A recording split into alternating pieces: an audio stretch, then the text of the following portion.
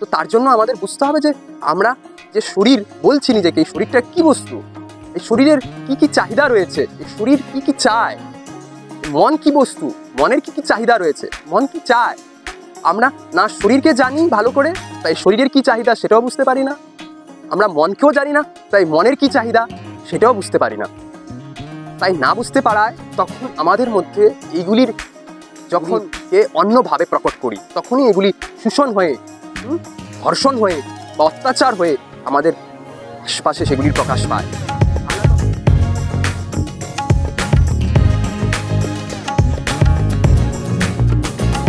দর্শকদের জন্মই বা কিভাবে হয়?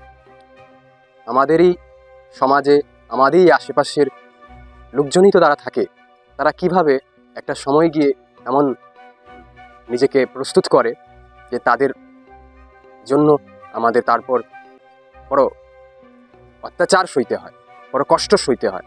এমন লোকদের জন্য আমাদের আশেপাশেই থাকে, কিন্তু তারা তৈরি হয় কিভাবে? এই দর্শকদের মনোবিজ্ঞানটা কি? এই দর্শকদেরকে আমাদের বুঝতে গেলে আমাদের বুঝতে হবে যে আমরা যেইভাবেই থাকি সেটা যদি সঠিক না হয়, তবে আমরা কিন্তু কোনো না কোনোভাবে শোষণ করবই, কোনো না কোনোভাবে আমরা অত্যাচার করবই, আমরা কোনো না কোনো কিছুকে অত্যাচার করবই যেন। কারণ আমাদের যে জীবন বাঁচার পদ্ধতি সেটাই যেন ঠিক নয়। যত সময় পর্যন্ত আমরা নিজের পরিচয় না পাবো, আমরা নিজেকে না জানবো, তত সময় পর্যন্ত আমরা কোনো না কোনোভাবেই শোষণ করতে থাকবো, অত্যাচার করতে থাকবো কিছু না কিছুর উপর।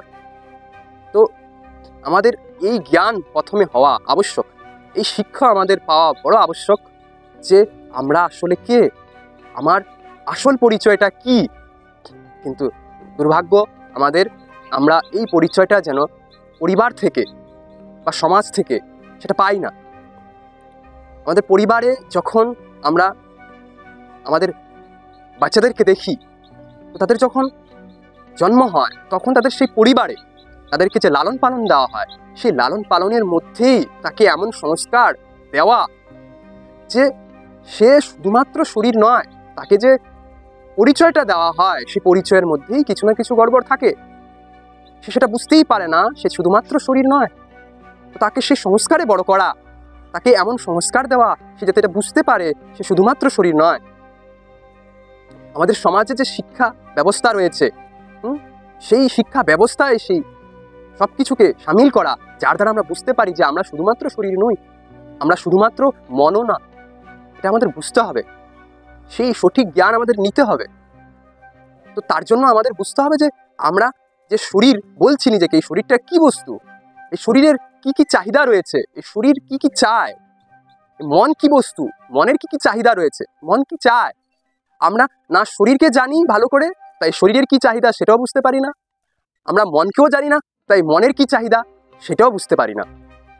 তাই না বুঝতে পারায় তখন আমাদের মধ্যে এইগুলির যখন কি হয়, দাবিয়ে দেওয়া হয় বিভিন্নভাবে, বিভিন্ন কারণে, বিভিন্ন নৈতিক কারণ ভেবে আমরা সেগুলিকে দাবানোর চেষ্টা করি, বুঝতে পারি না এগুলি কিভাবে প্রকাশিত করব।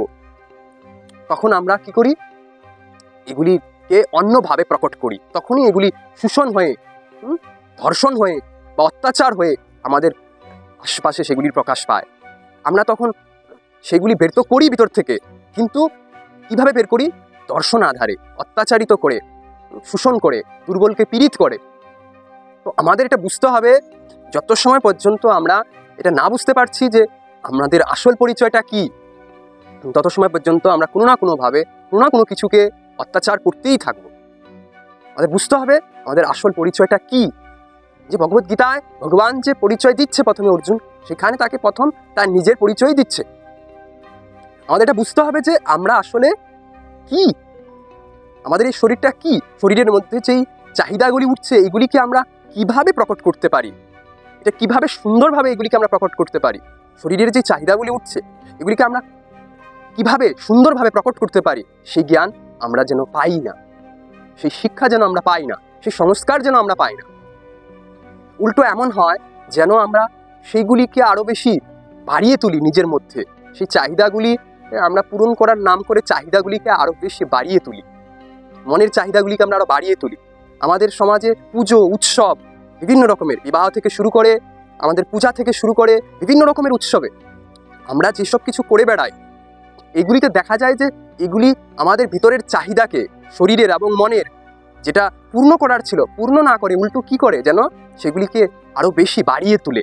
ভিতরে বাড়িয়ে তোলার কারণে এত বেশি অতিরিক্ত হয়ে যায় যে সেগুলি আমরা তখন শোষণের মাধ্যমে, অত্যাচারের মাধ্যমে সেইগুলিকে তখন পেতে চাই। অ্যাকচুয়ালি এই উৎসব, এসব পূজা প্রচলনই নিয়ে আসা হয়েছিল যাতে আমরা আমাদের শরীরের চাহিদা, আমাদের মনের চাহিদাগুলিকে আমরা সঠিকভাবে, সুন্দরভাবে প্রকাশ করতে পারি পূজার মাধ্যমে, উৎসবের মাধ্যমে। কিন্তু দেখা যায় যে এগুলি আমাদেরকে এখন আরও বেশি কী করছে, আরও বেশি মনের ভিতরে চাহিদাকে বাড়িয়ে তুলছে। আর যে চাহিদা ছিল সেই চাহিদা পূর্ণও হচ্ছে না, শরীরের মনের যে চাহিদা ছিল সেটা পূর্ণও হচ্ছে না, উল্টো এগুলি আরও বেশি আমাদেরকে বাড়িয়ে দেওয়া হচ্ছে। আর আমরা যে শিক্ষা নেব, সেই শিক্ষা কোথা থেকে নেব? আমাদের স্কুল কলেজে যে শিক্ষা, সেই শিক্ষা থেকেই যে আমরা এখন শুধুমাত্র শিক্ষা নিই এমন নয়। আমরা টিভি, ফিল্ম, আমাদের এখন মোবাইল, ইন্টারনেটের মাধ্যমে আমরা বিভিন্ন রকমের যে শিক্ষা নিয়ে থাকি, সেই শিক্ষা আমাদের কিন্তু সবসময় সঠিক হয় না। অনেক শিক্ষা আমরা এমন নেই যেগুলির দ্বারা আমাদের মনের চাহিদাগুলিকে আরও বেশি করে বাড়িয়ে দেওয়া হয়, আমাদের মনের চাহিদাগুলিকে আরও বেশি করে বাড়িয়ে দেওয়া হয়, আমাদের শরীরের চাহিদাগুলিকেও যেন বেশি করে বাড়িয়ে দেওয়া হয়। তখন এত চাহিদা যখন বেড়ে যায়, তখন আমরা এগুলি পূর্ণ করার কোনো রাস্তা খুঁজে পাই না। এত চাহিদা পূর্ণ করার আমরা কোনো সামগ্রীও যেন পাই না। তখন আমরা এগুলিকে শোষণ করে, অত্যাচার করে, আমরা ধর্ষণের মাধ্যমে সেগুলিকে প্রকাশ করতে চাই। তো আমাদের এটা বুঝতে হবে যে আমরা যত সময় পর্যন্ত নিজের সঠিক পরিচয় না পাবো, আমরা সঠিক জ্ঞান না পাবো, সঠিক শিক্ষা না পাবো, সঠিক সংস্কার না পাবো, তত সময় পর্যন্ত আমাদের সমাজে এগুলি যেন কোনো না কোনোভাবে ঘটতেই থাকবে। হয়তো কখনো কখনো সেটা শারীরিকভাবে প্রকট স্বরূপ হয়ে ঘটবে, আর নয়তো এটা মানসিকভাবে ঘটতেই থাকবে আর ঘটতেই থাকে। আমরা যখন কারোর উপর জোর জুলুম করছি, কোনো না কোনোভাবে তাকে আমরা অত্যাচারই করছি, তাকে আমরা ধর্ষণই করছি। আমরা প্রকৃতির উপর ধর্ষণ করছি, প্রকৃতিকে জোর জুলুম করে নষ্ট করছি, আমরা পশু পাখিদেরকে নষ্ট করে ফেলছি, আমরা এইভাবে নদী পাহাড় এই সবগুলিকে খারাপ করে ফেলছি। তো এগুলি এক প্রকারের দর্শনই হচ্ছে, এগুলি এক প্রকারের অত্যাচারই হচ্ছে। তবে হ্যাঁ, এইগুলিকে আমরা সেইভাবে তখন বুঝে উঠতে পারি না। হ্যাঁ, প্রকট স্বরূপ যখন এগুলি ধরা পড়ে, তখন আমরা এগুলি নিয়ে অনেক বেশি আলোচনা করি। আলোচনা করা অবশ্যই আবশ্যক, আর এটাও বোঝা আবশ্যক যে হ্যাঁ, যারা অত্যাচার করছে, এরকমভাবে প্রকট স্বরূপে ধরা পড়েছে, তাদেরকে অনেক বেশি কঠিন সাজা দেওয়া প্রয়োজন, অবশ্যই প্রয়োজন। কিন্তু যে জড় বস্তুটা, যেটা আসল বস্তুটা, যেইখান থেকে এগুলির উৎপত্তি হচ্ছে, সেটা আমাদের নাশ করতে হবে। এবার বাড়িতে আমরা অনেক নোংরা জমিয়ে রেখেছি, সেইখানে থেকেই মশার উৎপত্তি হচ্ছে। আমরা মশার ঔষধ লাগিয়ে বা বিভিন্ন উপায়ে আমরা মশাকে মারতেই পারি, কিন্তু যেই কারণে মশার উৎপত্তি হচ্ছে, সেই কারণকে যদি আমরা না সরাচ্ছি, সেই নোংরাগুলি যদি ঘর থেকে না সরাচ্ছি, সেই নোংরাগুলি যদি আরও ঘরের ভিতরে বাড়াচ্ছি, তবে তো মশা আরও বেশি হতেই থাকবে। আমরা কত মশা মারব? মশা হতেই থাকবে। ঠিক এইভাবে আমাদের মধ্যে যারা ধর্ষণ করে, দর্শক যারা অত্যাচার করে, যারা অত্যাচারী, যারা শোষণ করে দুর্বলের উপর, তাদেরকে আমাদের জন্ম যে দিচ্ছি, সেই জন্ম দেওয়ার প্রসেসগুলিকেই বন্ধ করতে হবে। যেখান থেকে জন্ম হচ্ছে, সেই বস্তুটাকে বুঝতে হবে। আমাদের এই ভগবদ্গীতার জ্ঞান দিতে হবে, ভগবান কৃষ্ণের জ্ঞান আমাদের নিতে হবে, এই স্বয়ংয়ের পরিচয়ের জ্ঞান আমাদের নিতে হবে। বিভিন্ন জায়গায় বিভিন্নভাবে সব সম্প্রদায়ের মধ্যেই এই স্বয়ংয়ের পরিচয় নেওয়ার প্রসেস রয়েছে। আমরা সবাইকে সেই স্বয়ংয়ের পরিচয় নেওয়ার প্রসেস কোনো না কোনোভাবে দেওয়া আবশ্যক, যাতে সে বুঝতে পারে যে শুধুমাত্র শরীর নয়, শুধুমাত্র মন নয়, এটা সাথে সে বুঝতে পারে।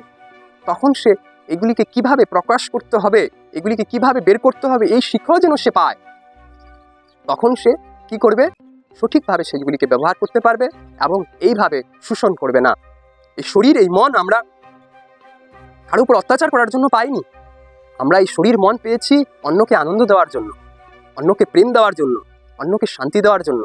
কিন্তু দেখা যায় এই শরীর মনকে আমরা বুঝতে না পারায় আমরা এই শরীর মন থেকে অশান্তিই পেতে থাকি এবং অন্যকে অশান্তি দিতে থাকি। আমরা এই শরীর মন থেকে দুঃখ কষ্টই পেতে থাকি এবং অন্যকেও দুঃখ কষ্টই দিতে থাকি। আমাদের এটা বোঝা যে এইভাবে চলতে থাকলে আমরা একসময় গিয়ে আমরা নিজেই নিজেদেরকে বিনাশ করে ফেলব। তাই আমাদের স্বয়ংয়ের পরিচয় অবশ্যই নেওয়া প্রয়োজন। আমরা স্বয়ংয়ের পরিচয় না নিয়ে এগোবো না, আমরা নিজের পরিচয় না নিয়ে এগোবো না। আমাদের ছোট বাচ্চাদের আমাদের স্কুল ব্যবস্থায়, আমাদের ইন্টারনেট ব্যবস্থায়, আমাদের টিভি সিরিয়াল সব কিছুর মধ্যেই এই স্বয়ংয়ের পরিচয়ের শিক্ষা সংস্কার যেন প্রস্তুত থাকে, সেই চেষ্টা আমরা করি যদি, তবেই কিন্তু এগুলি থামবে।